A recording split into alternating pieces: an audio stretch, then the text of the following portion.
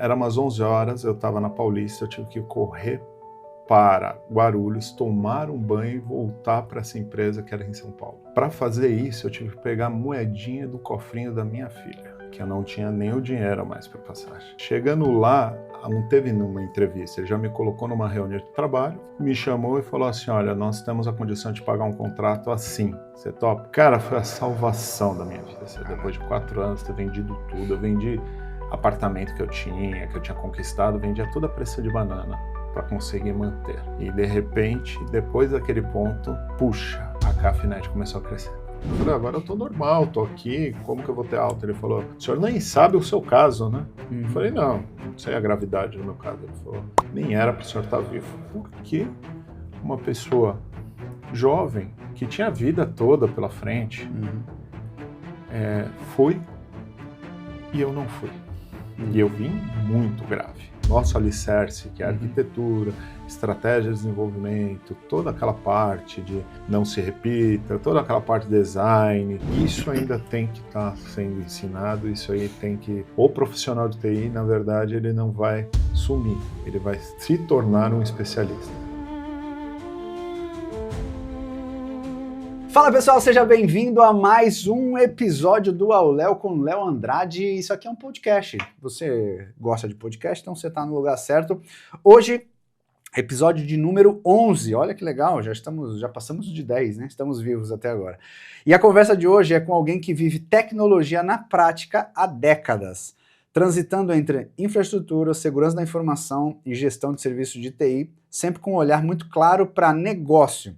Um profissional que construiu carreira dentro de grandes projetos, mas que há mais de década aí está empreendendo à frente de uma empresa de tecnologia. A gente vai conhecer um pouco sobre a empresa dele, criando soluções de N maneiras, de vários tipos, aí a gente vai conhecer também. Ele é um cara referência em uma tecnologia no mundo, né? Ele tem alguns reconhecimentos bem legais, e a gente vai conhecer um pouco da história de Leandro Garcia, que na verdade é Sérgio. Tudo bom, Léo? Já entreguei logo de cara. Já entregou, né? Meu nome é artístico, Exato. Né? Foi... Não, bom, obrigado aí pelo convite de estar aqui participando com você desse programa que eu já estou acompanhando, estou assistindo, eu assisti alguns aí que foram feitos. Eu vi que você comentou lá no Spotify. Você... Comentei, adorei, tá sendo muito legal. Boa. E também a todos aí que vão assistir e estão assistindo, tá? Bora, vamos conversar já, Leandrão. Deixa eu dar 3 recados, eu preciso falar aqui de quem ajuda isso a acontecer. É sempre importante falar disso, e eu sei que você provavelmente vai pular essa parte, mas não pula não, só para dar uma moral para os nossos apoiadores aqui hoje. Então a gente tem 3 apoiadores hoje no podcast, se você quiser apoiar o podcast está aberto também. A gente tem a Slick Desk, que é uma empresa que fabrica cadeiras e mesas de escritório, ela nos mandou as cadeiras aqui do escritório. E se você quiser conhecer um pouco da linha deles, é muito legal, todos os equipamentos deles são top, e aí tem um cupom na descrição que te dá R$130 de desconto, então já aproveita que você já ganha um descontinho aí para comprar uma coisa de qualidade.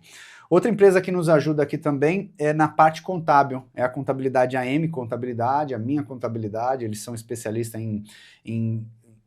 na área, para quem é desenvolvedor, eles manjam bem se você trabalha como PJ, se você tem um produto digital, eles entendem bastante desse universo de infoproduto, produto digital, SaaS, eles entendem bem dessa área, para que você não pague imposto a mais, porque às vezes a gente paga, né, a gente não entende tão bem e acaba pagando além do que deveria realmente pagar. Então, quiser conhecer, quiser abrir empresa, quiser ajuda nessa área contábil, fala com eles, tem um link na descrição também.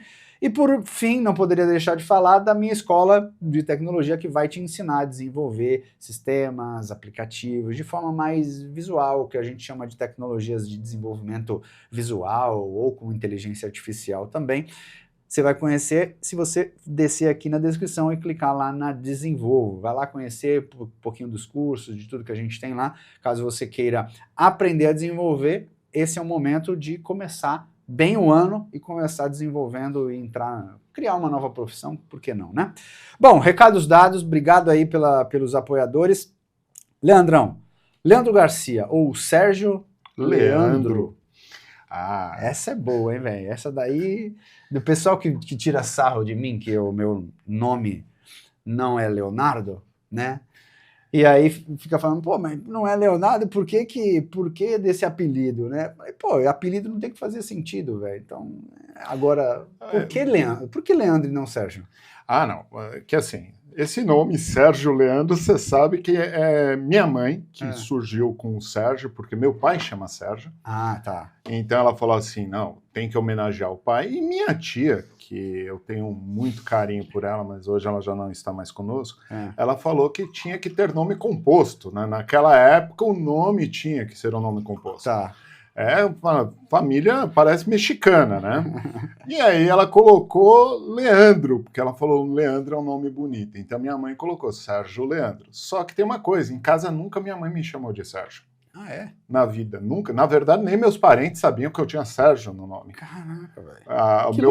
O meu avô foi descobrir que eu tinha Sérgio no nome quando eu já tinha uns 30 e poucos anos. Um dia ele foi descobrir que eu tinha Sérgio no nome. Todo mundo me chama de Leandro, Leandro, e ficou Leandro a vida pra toda. Sempre, então eu mesmo nem sei ser chamado de Sérgio, né? É só no documento, na hora no documento. E lá. na escola, né? Na escola, quando você é pequeno, eles chamam pelo primeiro nome, mas fora isso, sempre Leandro. E se alguém chamar de Sérgio Estranho, né?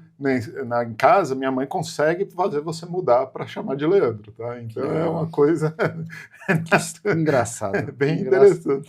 Mas vamos lá, ô Leandrão. Pô, eu te conheci acho que uns 4 anos atrás, provavelmente. 3, não me lembro. 3 ou 4 ou 5, já não lembro mais.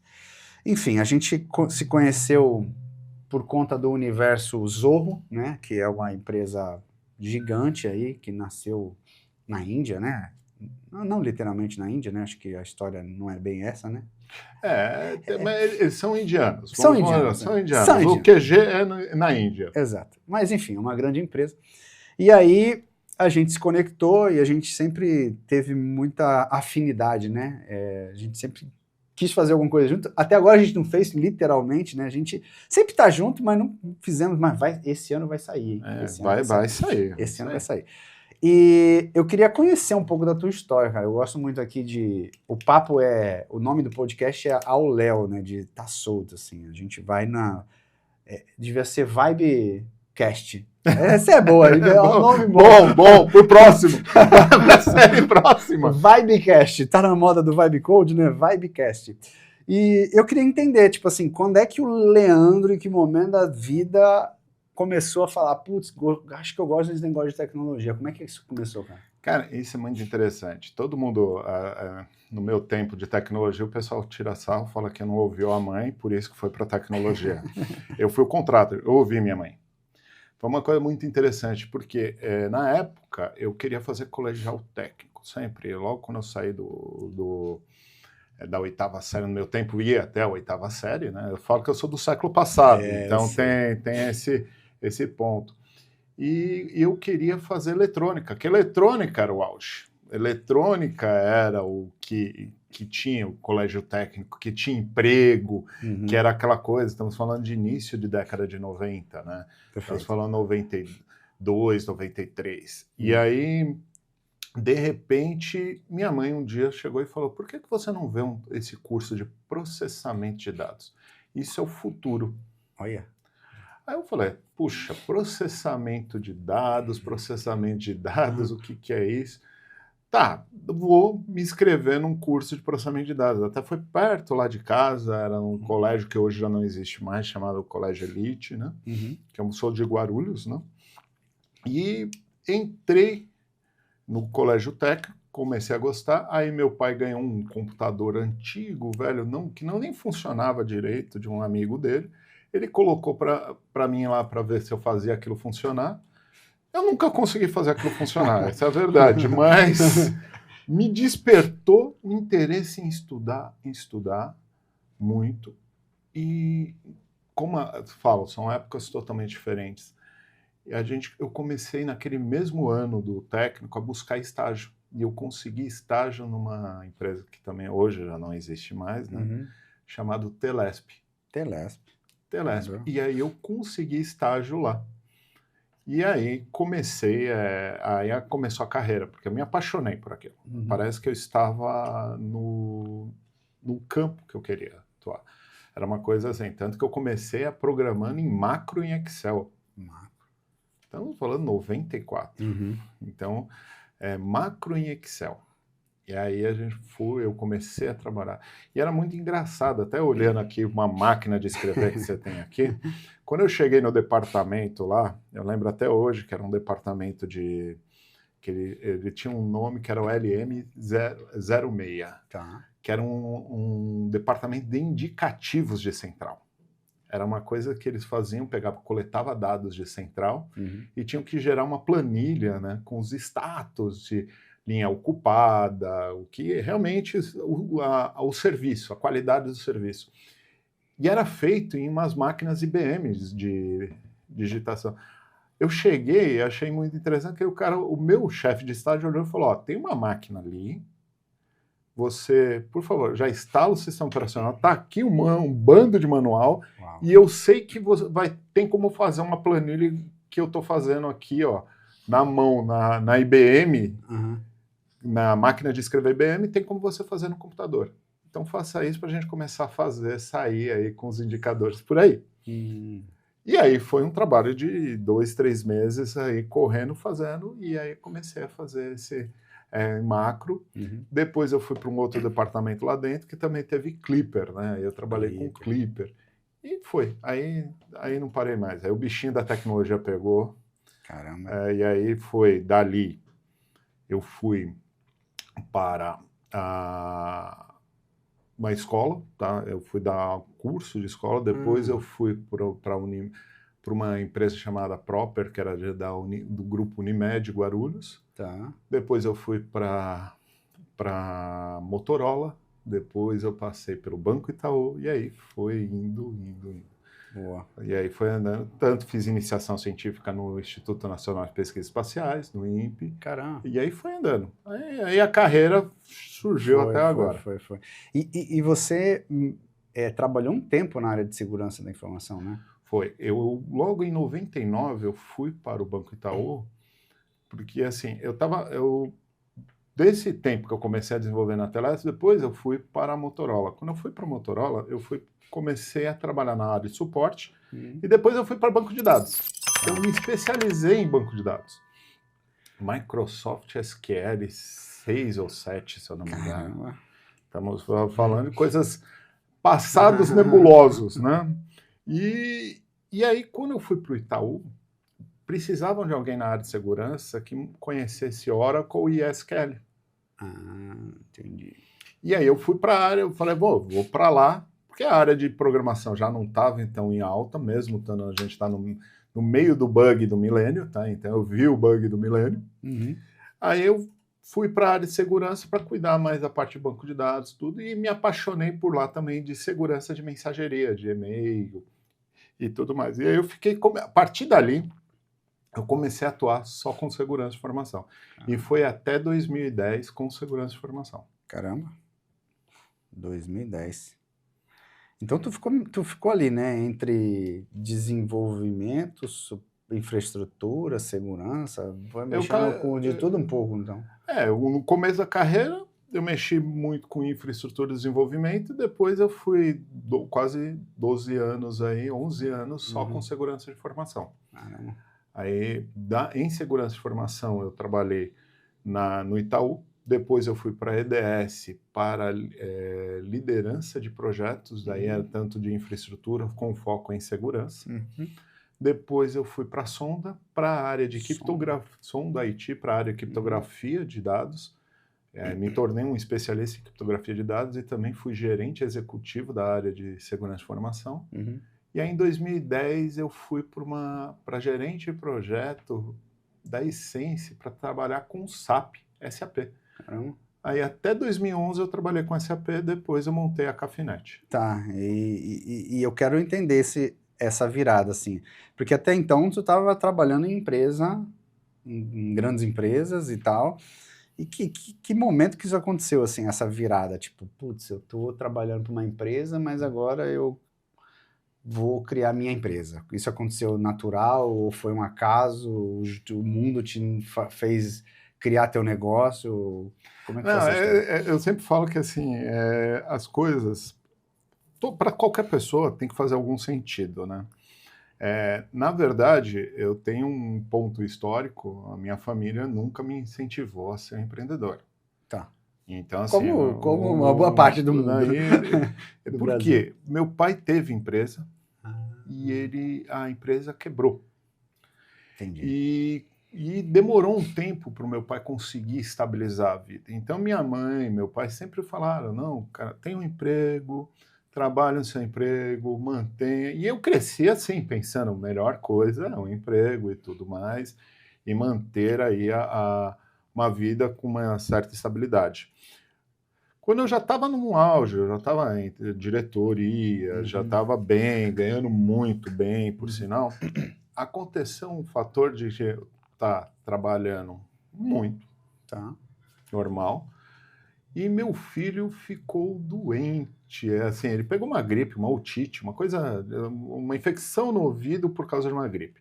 Só que eu não pude chegar em casa para levá-lo no hospital. Minha esposa foi levar. Nessa, ele teve uma Impulsão. convulsão. E ele, tipo, ficou, tipo assim, desacordado alguns segundos. Tipo, 30 segundos e tal. Mas aquilo foi um choque muito grande para mim. E aquilo fez com que, pera,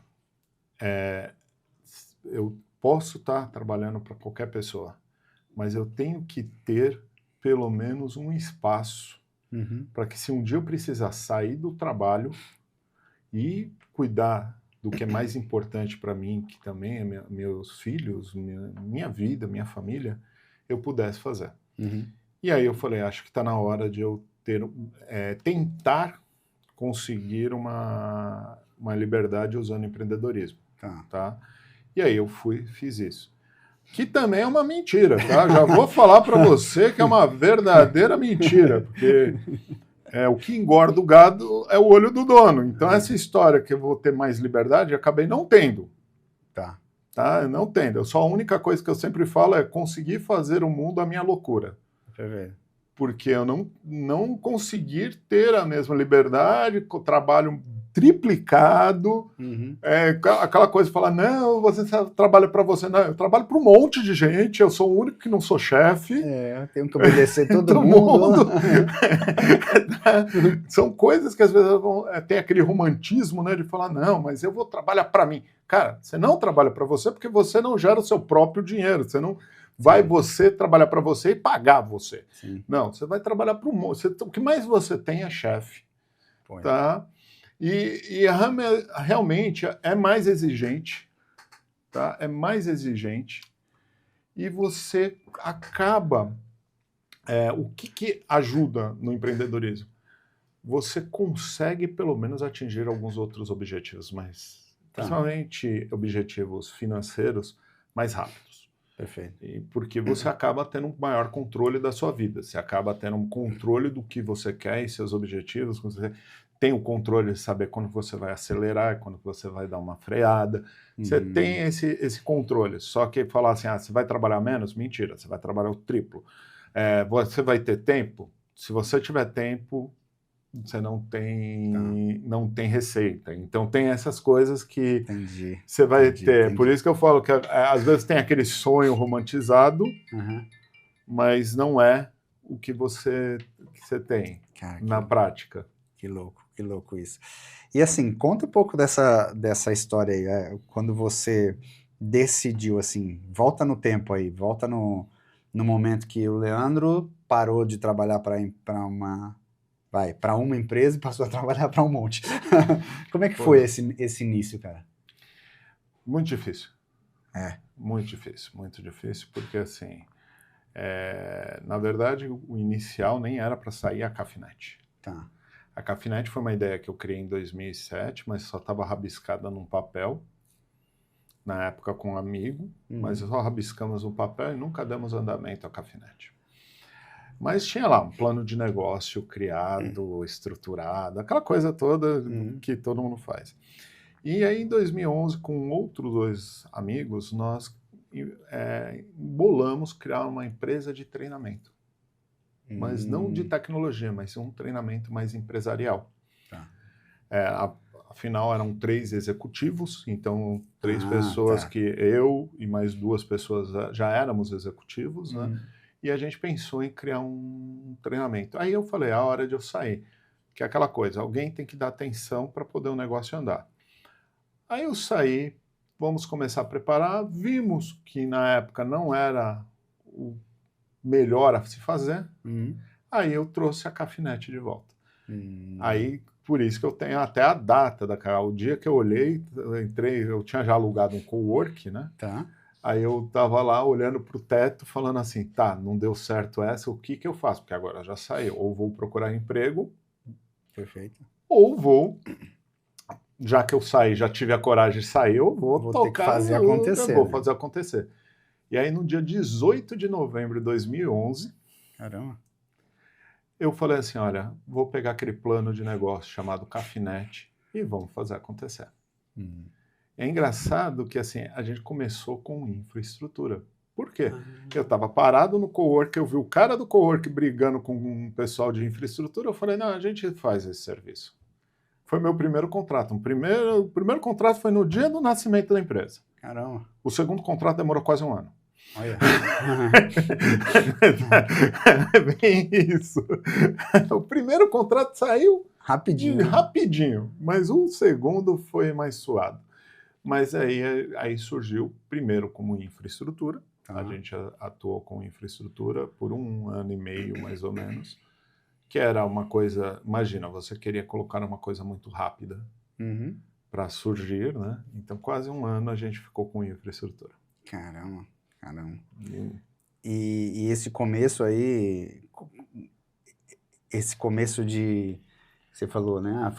Pegamos uma oportunidade. Isso foi legal, né? Então você estava ali, né? Com um tempo vago, entre aspas, querendo fazer o teu negócio acontecer, mas aquele começo, você não tem um cliente ainda, e daqui a pouco tu viu uma oportunidade passando e falou, opa, eu vou nessa oportunidade para começar. Mas e aí, tu ficou um ano nesse tempo, nesse limbo aí, e nada de novo cliente, e a vontade de voltar para o mercado? Muito grande, ainda mais que eu tinha um currículo, então cada pelo menos 1 mês eu recebia uma oferta. Então. E o pior, começou as coisas, toda a sua reserva foi embora. Foi indo embora, é? Foi indo embora. Não foi fácil. Aí é uma parte que eu falo que assim, os 4 primeiros anos de empresário foi suado. São coisas que ninguém romantiza. Tá. Então, por exemplo, começou a faltar dinheiro. Imagino. Eu que era uma pessoa que já tinha um status, eu comecei a andar de maletinha pelo meio da Paulista para arrumar escritório, clipar cabo e tudo mais. Lembro que às vezes um ponto que foi muito interessante na minha vida foi porque todo mundo sabe o ponto da sua virada. E eu insistindo. Na época minha esposa ainda trabalhava, mas depois de um período de 1 ano e pouco, ela perdeu o emprego. Nossa. Então, tipo assim, ela estava garantindo, né, ali, né, uma segurança, uma estabilidade. E ela perdeu o emprego. E aí ela foi para a Cafinet também me ajudar. A Cafinet não gerava não chegava a gerar 30% da receita que a gente tinha. E a gente correndo atrás, fazendo tudo, indo atrás, eu pegava serviços que viesse para frente. Já não estava mais nem como falando de uma hora de TI muito especificada, não, cara. Tanto que a Cafinet surgiu, eu e mais 2 pessoas, eu coloquei um vendedor para ajudar, porque eu não achava que eu tinha um perfil de vendas. E aí, depois eu vi que nem o vendedor vendia, aí tive que mandar embora, nem o técnico estava ajudando muito, e aí a gente tentava, Você sempre tem aquela visão que vai crescer, que isso vai dar certo, e não estava dando, e você só injetando dinheiro, chega uma hora o dinheiro acabou, e aí você olha e fala assim, cara, tipo assim, aquela coisa começa a entrar em desespero. Eu tinha 2 crianças pequenas na época, meus filhos, meu filho tinha 2 anos de idade, e minha filha tinha acho que 6 anos de idade. 6, 7 anos de idade. E aí você começa o que pintar, pintou e vai indo, e de repente, tipo, eu lembro que eu estava todo coberto de poeira, que eu estava fazendo cabeamento estruturado de um escritório. Me liga, um telefone me liga, uma pessoa que trabalhou comigo numa outra empresa, liga e fala assim, olha, eu indiquei você para uma auditoria de segurança, que eu era especialista nisso, eu tinha certificações de ISO 27001, BS 7799, na época, né? E aí ele falou, eu te indiquei para uma grande empresa de tecnologia, para você fazer esse trabalho. Deu 5 minutos que ele me ligou, o diretor da área me ligou e falou, dá para você estar aqui fazendo uma entrevista 3 horas da tarde? Falei, dá. Cara, era umas 11 horas, eu estava na Paulista, eu tive que correr para Guarulhos, tomar um banho e voltar para essa empresa que era em São Paulo. Para fazer isso, eu tive que pegar a moedinha do cofrinho da minha filha. Nossa. Que eu não tinha nem o dinheiro mais para passagem. Chegando lá, não teve nenhuma entrevista, ele já me colocou numa reunião de trabalho, me chamou e falou assim, olha, nós temos a condição de pagar um contrato assim, você topa? Cara, foi a salvação da minha vida. Caraca. Aquele contrato, eu falo que rende até hoje aquele contrato. Foi a salvação. Foi dali que aí sim, o meu sonho de empreender começou a acontecer. Começou a acontecer. Depois de 4 anos de ter vendido tudo, eu vendi apartamento que eu tinha conquistado, vendia toda a pressa de banana para conseguir manter. E de repente, depois daquele ponto, eu falo, puxa, a Cafinet começou a crescer. Caramba, que legal. E aquele contrato rendeu 1 ano e meio de contrato para mim, foi um bom trabalho. As pessoas que me envolveram nisso, eu sou eternamente grato. Eternamente grato por eles. Trombo com eles no mercado direto e tenho uma gratidão incrível. Isso aí foi em que ano, mais ou menos, quando aconteceu essa virada? Uns 2015, 2016, por aí. Caramba. Ou seja, né, aquele lance que parece fácil, né, tipo assim, olha para você nos dias atuais, ou como que a Cafinet tá e tal, putz, né, 1000 maravilhas, né, mas o que aconteceu... ninguém tem ideia. E se você não tivesse, e se você tivesse desistido antes... Ela não teria Cafinet. Não teria Cafinet. A persistência ali, ela foi a chave pro teu negócio acontecer, literalmente, né? Na verdade, tudo na vida, eu aprendi que é o seguinte, você tem que ser persistente. Sabe, tem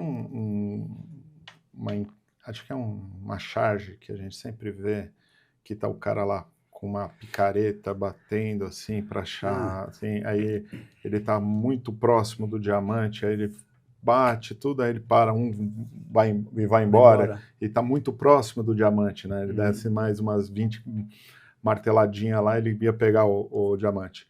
É assim na vida, é assim. Eu tenho uma coisa comigo que é o seguinte, tudo que aconteceu de bom ou de ruim foi culpa minha. Em algum momento da vida foi eu que causei isso para mim. Ou foi decisões erradas, ou foram decisões certas, e as decisões certas trouxeram benefícios, as decisões erradas trouxeram os malefícios. Normal. Perfeito. Isso aí, mas graças a Deus que há pessoas que são colocadas no nosso caminho para nos ajudar. Legal. Porque a gente precisa, não tem essa, vou trabalhar para mim, não preciso de ajuda, você precisa. A todo momento você está fazendo negócio, e a todo momento são pessoas ajudando pessoas. Perfeito. Então, assim, o que eu posso falar você vai montar um negócio? além de um plano, e eu vou falar que tudo que cai, tudo que entra no plano, você vai ter que ser mudado, você vai pegar o plano, você vai revisitar esse plano, você vai mudar ele totalmente, no final, quando ele der certo, ele é um outro plano, ele não é aquele inicial, você esquece, não é aquele inicial, mas esse é o que vale você ter a persistência e saber claramente o que você deseja. Boa. Muito louco isso. Muito louco, porque tá cheio de vendedor de ilusões aí no mercado, né? E ouvir histórias assim, né, de como aconteceu, né? Da dificuldade que foi para conseguir concretizar. Hoje a tua empresa, né, bem reconhecida, bem estabilizada e tal, vários clientes legais, grandes, mas todo esse processo é muito legal conhecer. E aí, ô Leandro, teve em algum momento aí, né, dessa tua trajetória que você conheceu o universo da Zorro. Isso aí eu vou falar que, assim, a Zorro foi uma coisa que eu comecei a trabalhar, eu conheci ela em 2012. Na verdade, a primeira vez que eu conheci a Zorro foi em 2007, quando eu comecei a desenhar o plano da Cafinete. Eu ainda era empregado, estava muito bem empregado, mas eu conheci a Zorro era um CRM online. Eu lembro que até o plano da Zorro era muito interessante. Você tinha 10 usuários no Enterprise gratuitamente, e se você precisasse 10 primeiro, aí sim ela começava a te cobrar. Caramba. Isso estamos falando de 2007. E aí eu coloquei minha aplicação, eu coloquei um CRM lá, testar plano de negócio e tudo mais, tá? E coloquei o CRM da Zorro e tudo mais. Não olhei para aquilo por uns 2, 3 anos. Depois que eu desenhei o plano, não olhei mais para aquilo. Em 2011, a gente não estava conseguindo cliente, não estava nada. Em 2012, quando a Kênia veio, ela falou assim, nossa, a gente precisa também ter no nosso portfólio alguma coisa de negócios, né? E aí eu comecei a ativar novamente o CRM da Zorro, que eu entrei lá, minha usuário e senha estava lá tranquilo, tinha meus dados, aí eu comecei a colocar lá as coisas e eu usei o Zorro indo. E aí a gente falou assim, vamos customizar. Não, na época só tinha 2 parceiros da Zorro no Brasil. Aí eu pedi alguma ajuda para a Zorro, né, para customizar. Era um cara no Canadá, ele falou assim, vocês não querem ser parceiro, não? Eu falei, estamos aqui. Já não estou fazendo nada, né? Estamos aqui, por que não? Vocês customizaram bonitinho a ferramenta de vocês não querem? Tá bom, vamos.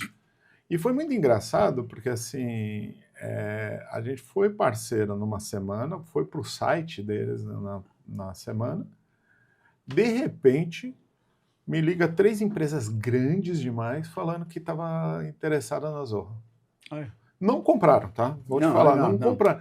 Mas, puxa, aí você fica com aquela sensação, caramba, eu fiz um negócio com o Fusca e ganhei uma Ferrari. Que é isso? Aí a gente começou a apostar na Zorro. Perfeito. Claro que é lento, né? É um negócio, você vai apostar numa parceria, ela vai ser lenta. No nosso caso, a gente nem tinha mais tanto capital, o capital era uma sobrevivência, então ela foi andando pouco a pouco com os anos. E mesmo em 2012, a gente se interessou por uma coisa que eu falo que é o patinho feio da Zorro, que é o Creator. Eu falei assim, pô, a ferramenta, ela tinha, na época, não 60 soluções, mas ela tinha bastante soluções, ela tinha acho que umas 25 soluções, né?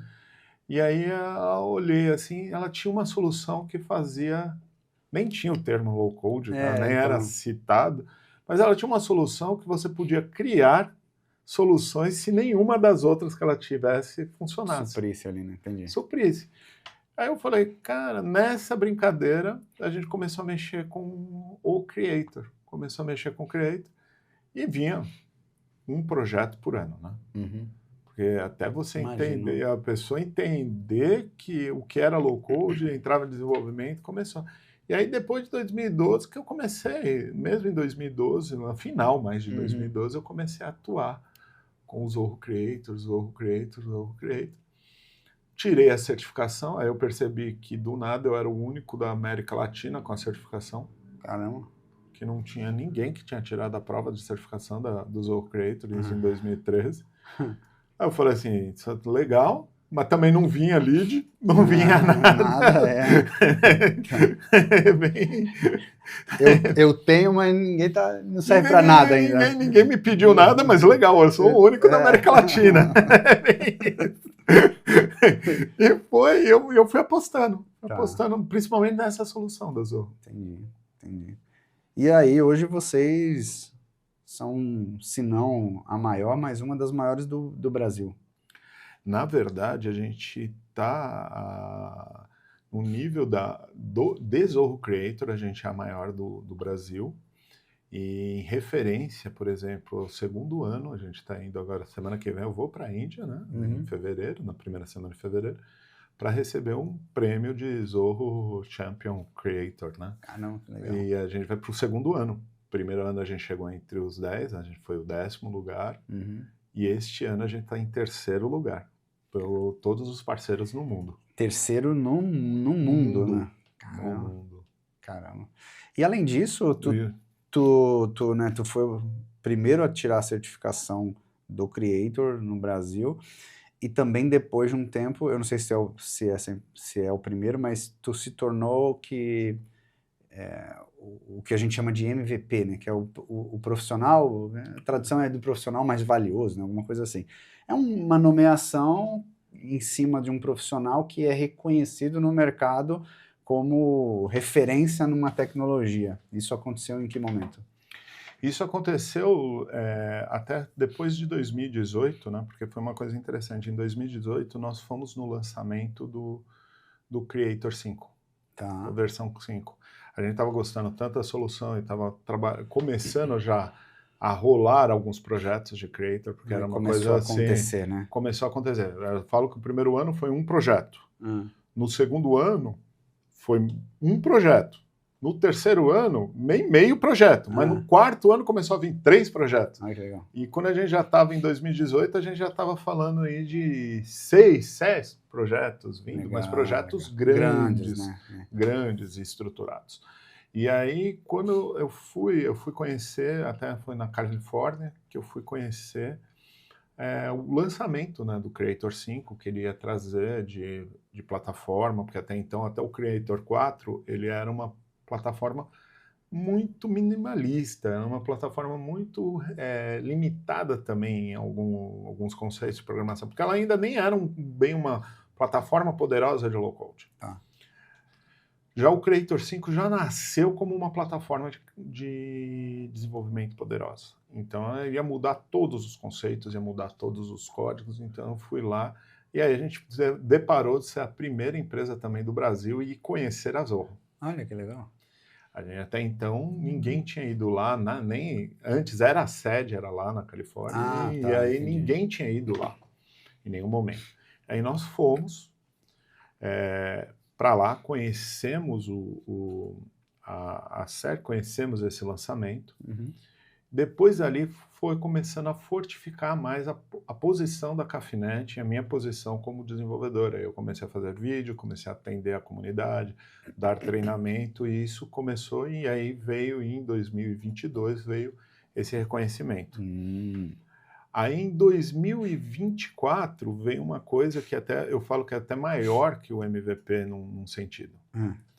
Eu recebi a certificação de Zorro Education Partner, que só há 2 no mundo, eu e um texano. Caramba. Não há mais ninguém, mais nenhum. Que também é uma certificação de nomeação, né? Que nem o MVP é uma certificação de nomeação. O Zorro Education Partner é outra de nomeação. E eu consegui essa certificação, que ela é para a educação. Caramba. Tanto que a Cafinet, por causa dessa certificação, ela conseguiu ser um centro de treinamento de Zorro Creator oficial. É a única na América Latina que pode dar o curso oficial. Caramba, que legal, hein? Que moral. E caso você não conheça a Zorro, depois dá uma pesquisada aí. Z-O-H-O.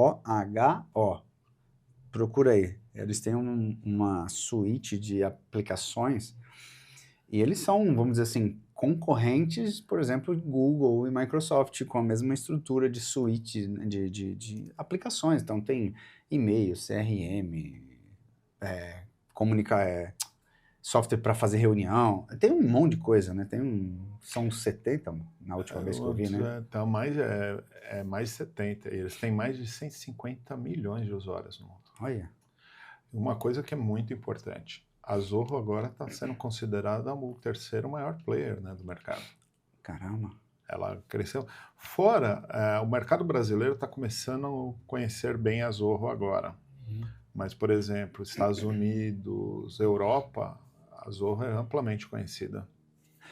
Tem uma curiosidade que eu fui no ano retrasado, eu fui para um evento em Hollywood, Flórida. Né? Não é Hollywood do cinema, Hollywood, Flórida. Do lado de Miami. Aí quando eu estou saindo do aeroporto, eu tinha pego um carro, eu estou saindo do aeroporto assim, aí eu estou passando um viaduto assim, e do meu lado direito assim tinha um outdoor grandão da Zorro, cara. Aí eu falei, caraca, mano. Não, em São Francisco você tem... 2018, 2019 eu fui lá, né? Então fui tanto para Califórnia e fui para o Texas.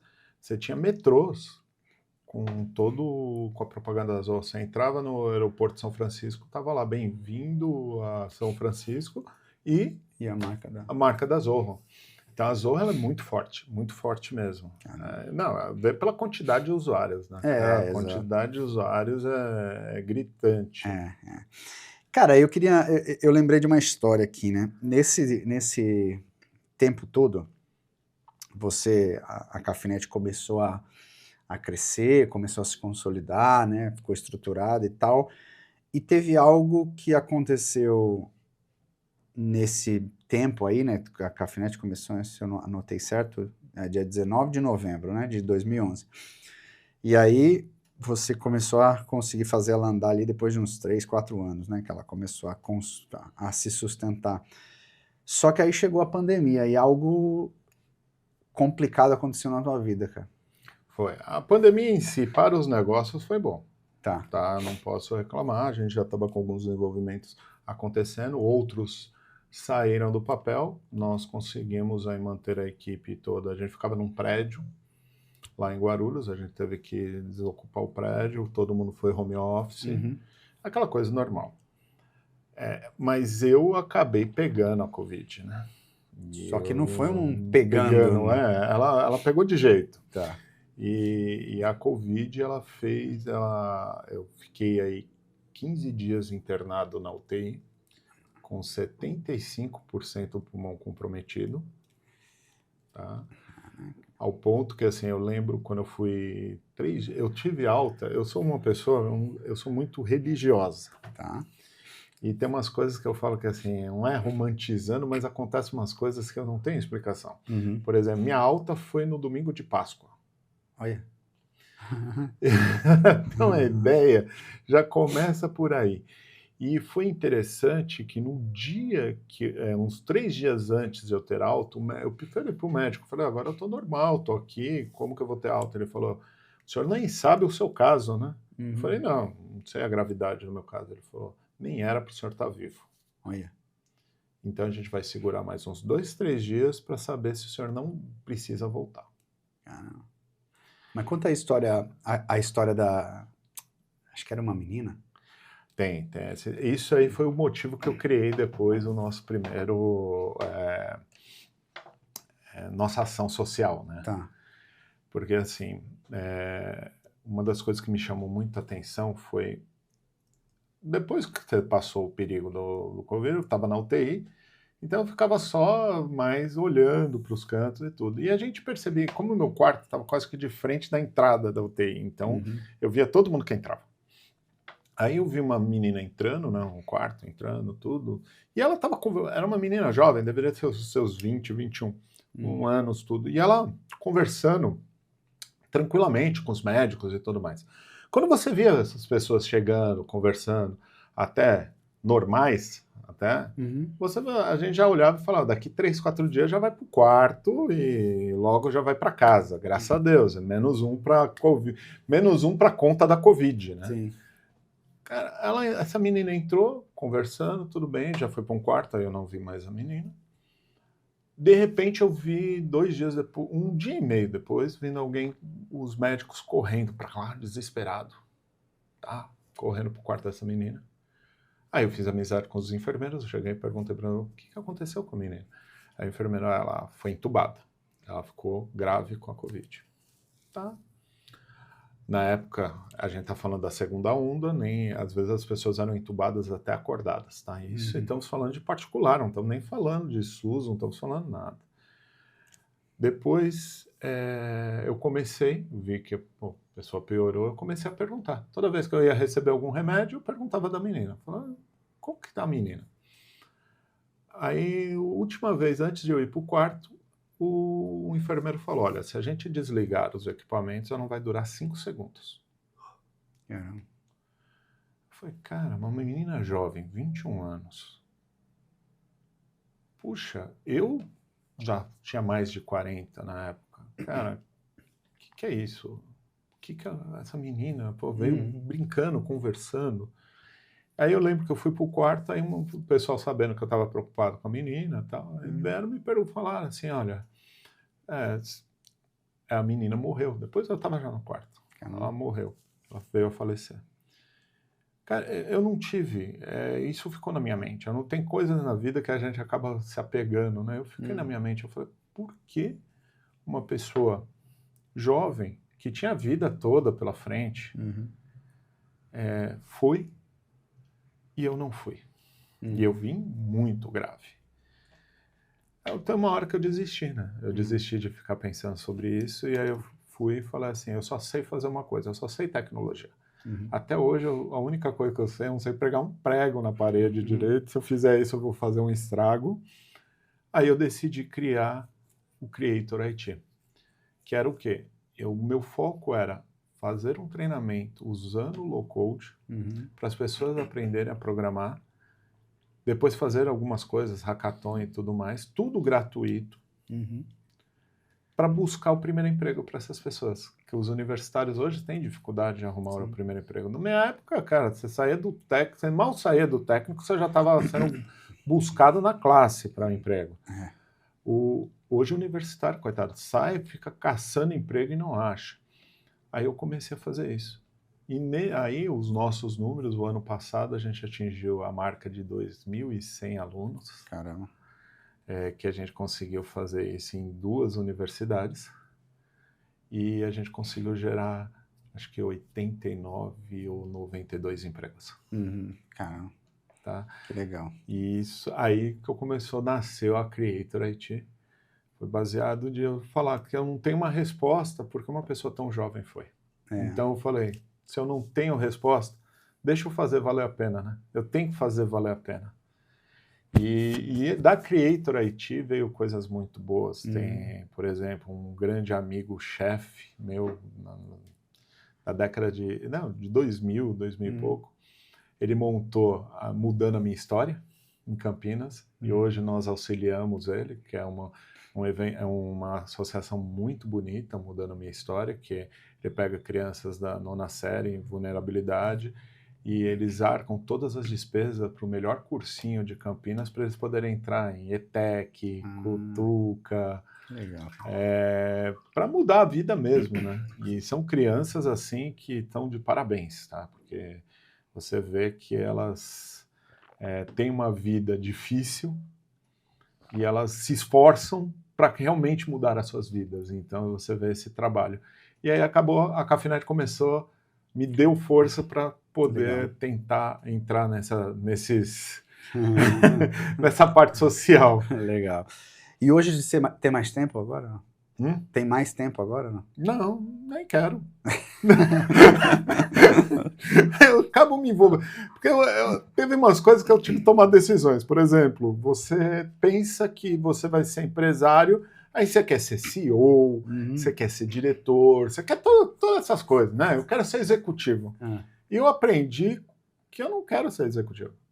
Eu quero ser programador. Olha só. Por falar nisso, cara, pra gente caminhar pro final, senão a gente fica conversando aqui sem parar. A gente estava falando nos bastidores aqui sobre essa evolução do desenvolvimento através dos agentes, né? De inteligência artificial, que o pessoal está chamando de vibe code.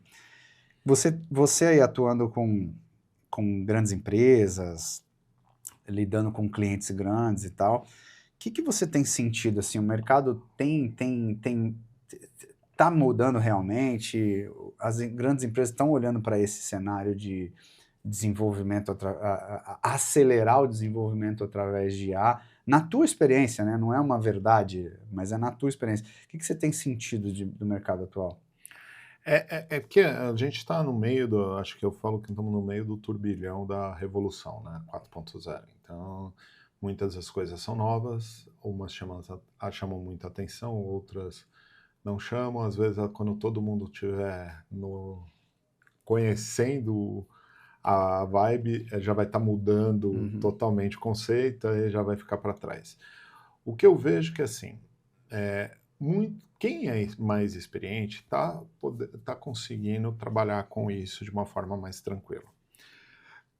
Quem está começando agora está usando isso, mas às vezes não tem total visão, amplitude para saber o que está usando, o que isso pode facilitar a vida. A programação convencional ainda continua firme e forte, então eu percebo que muitas das coisas que eu tenho que fazer, até para alguns clientes, eu ainda faço da forma tradicional, usando uma ou outra coisa que facilite, usando o conceito Vibe Code. Por exemplo, estou criando uma função lá, eu sei mais ou menos que a função, como eu desejo que ela esteja, só que em algum momento a lógica dela não está indo, uso o Vibe Code para corrigir, às vezes, uma falha minha de lógica ou alguma coisa. Que isso aí auxilia bastante. Em vez de eu gastar 4, 5 horas, eu vou estar gastando 10 minutos para resolver uma coisa de 4, 5 horas. Mais produtivo, né? Ganho mais produtividade. Mas eu percebo que, assim, ela serve para auxiliar hoje, para mim, principalmente no conceito de low code, que hoje low code e no code está muito ligado à vibe code. Você percebe que as ferramentas elas estão evoluindo muito para isso, elas estão tentando chegar também nesse mesma ideia de lovable, né? Mesma ideia. Mas o que a gente percebe?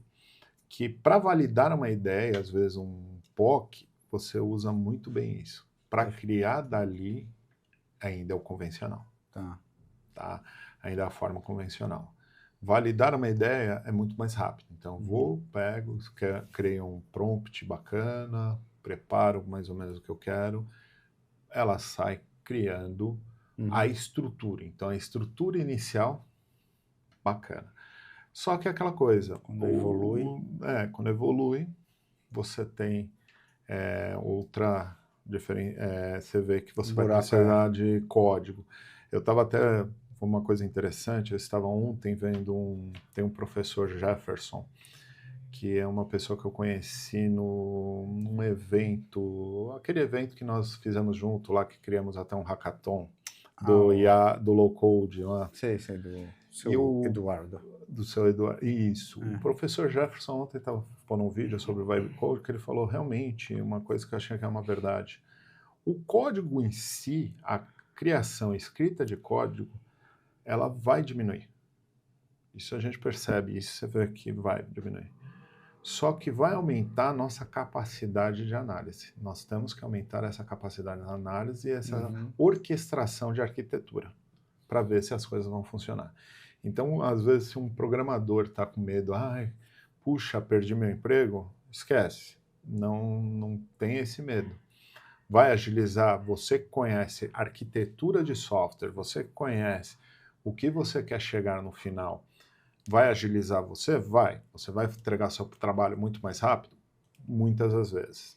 Agora, se você não conhecer a arquitetura de software, você pode entregar algo que não vai funcionar corretamente quando tiver carga. Perfeito. Então, os conceitos, o chão ainda de fábrica, que a gente vai, o chão, o nosso alicerce, que é a arquitetura, estratégia de desenvolvimento, toda aquela parte de não se repita, toda aquela parte de design, isso ainda tem que estar sendo ensinado, isso aí tem que ter para... O profissional de TI, na verdade, ele não vai sumir, ele vai se tornar um especialista. Muito bom. Muito bom, senhor Leandro Garcia, ou Sérgio Leandro, né? Cara, que legal. Fala um pouco mais da Cafinet, o que vocês fazem? Literalmente falando hoje em dia, né? Depois dessas mudanças de modelo. O modelo que ela está hoje é um modelo que ela atua já há uns 8, 9 anos, que é o modelo de desenvolvimento. A gente é uma software house, que trabalhamos muito em cima ainda da tecnologia Zorro. Nós somos apaixonados por Zorro, tá? Essa é a verdade. A Zorro, eu abracei a Zorro porque eu sou apaixonado por tecnologia, então eu tinha que abraçar alguma tecnologia que fizesse sentido para mim. Perfeito. A Zorro, ela é uma tecnologia que a gente percebe que ela sempre está em evolução. Tanto um fato que eu achei fantástico foi no auge, ela já tinha soluções de IA, antes mesmo desse conceito de vamos trabalhar com inteligência artificial, já tinha algumas soluções que já vinham com IA antes de 2020, tá? Mas ainda eram, como os indianos, eles trabalham bem, eles vão mais lentos até para fixar a tecnologia, né, para deixar a tecnologia bem madura, né?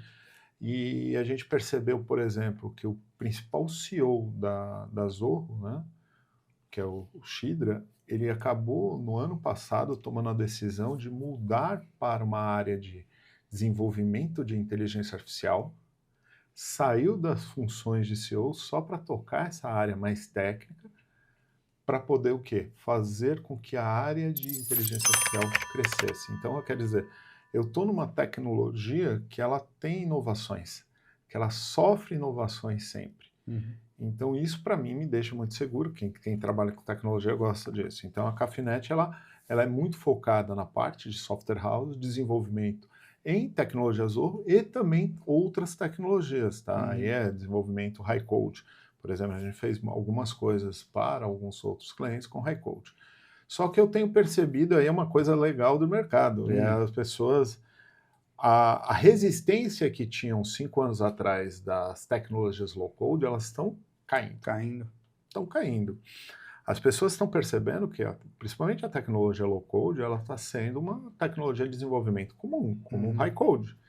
Está começando a entender que antes você tinha aquela coisa, quem trabalha com low-code é porque não sabe programar. Não, pelo contrário. Low-code, eu falo que é a hora que você mais trabalha com orientação a objeto, que você tem que estar muito correto nos objetos e tudo mais para que funcione. Hoje, eu percebo que o cliente, hoje, ele já ouve falar que você vai fazer um desenvolvimento personalizado para ele e você vai usar alguma tecnologia em low-code, ele começa já a ouvir isso com outros olhos. Ele fala, legal, ela é mais segura. As plataformas, elas estão preparadas por viés de segurança, para uma evolução tecnológica. Então, todas têm um roadmap hoje de pelo menos 5 anos de como que elas vão ser. Então, você percebe que o mercado de desenvolvimento personalizado está aderindo mais ao low-code. Tá? Então, e aí a gente virou uma software house muito focada em low-code. Muito bom. Muito bom. Agora eu tenho uma pergunta, cara. Pra gente... Eu sempre tô fazendo essa pergunta pro convidado para ver se ele... para causar um pouco de... Não é desconforto, mas reflexão, vai. Imagina o seguinte. Você tem uma oportunidade de voltar em algum momento do teu passado. É uma oportunidade só. Voltar em algum momento do teu passado e te dar um conselho. Ou seja, o Leandro de hoje vai voltar em algum momento do passado para dar um conselho para o Leandro do passado em algum momento desse passado aí. Que momento que seria esse que você voltaria e qual conselho você se daria? Bom, essa é uma pergunta muito difícil. Mesmo porque, mesmo as decisões erradas foram que me trouxeram aqui. E o que me trouxe aqui é, assim, a posição que eu estou hoje, na vida em si, não só na parte de empresa, mas sim na parte também pessoal, eu sou uma pessoa muito feliz. Eu sou uma pessoa realizada. Eu tenho uma família linda, trabalho com o que eu gosto, tenho uma proximidade com meus clientes do jeito que eu gostaria de tê-lo. Então, assim, você fala, puxa, você está em paz? Estou.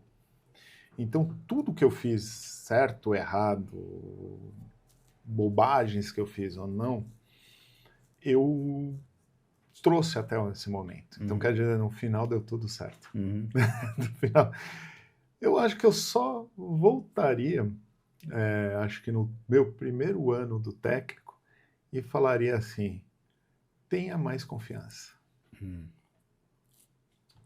É isso, tá vendo? Tenha mais confiança. Que legal, Leandrão. Pô, obrigado aí pela participação. Como é que o pessoal faz para poder te encontrar? Se o pessoal quiser falar com você ou Cafinete, como é que faz? Comigo é no LinkedIn, vai ter lá Professor Leandro Garcia no LinkedIn, vai ter uma foto minha bonitinha que o marketing fez, braço cruzado, camiseta, aquela coisa toda, tá? Eu sou tímido, então vai parecer uma foto muito bonitinha, mas eu sou tímido, eu sou um cara que gosta de ficar isolado. Mas ali no LinkedIn eu respondo todo mundo, quem mandar mensagem eu gosto de responder bem. Eu vou deixar o LinkedIn na descrição, tá? Para o pessoal poder. E também no site da Cafinete tem lá o www.cafinet, com K, né? KIFmudo.com.br. Lá tem todas, até o nosso blog, tem também a lista de cursos, tem tudo lá. O que eu falo, eu sou mais professor hoje que qualquer executivo, então qualquer curso da Cafinete, a maioria dos cursos da Cafinete vai ter aula comigo. Então eu vou ficar muito feliz aí se as pessoas entrarem lá, ver nos eventos também, ir lá no Creator IT também, que é muito legal. É isso, Leandro, obrigado pela participação, espero que você tenha gostado. Turma, gostou? Compartilha aí o episódio, manda aí para a galera que você acha que faz sentido assistir esse episódio. Comenta, sempre sua participação aqui ela é importantíssima, nada adianta a gente trocar essa ideia, trazer pessoas para trazer um pouco de experiência aqui, né? Experiência de mercado, experiência com tecnologia e experiência com empreendedorismo, na prática, né, que não é tão fácil como a gente vê aí com todo mundo fala, os gurus estão falando.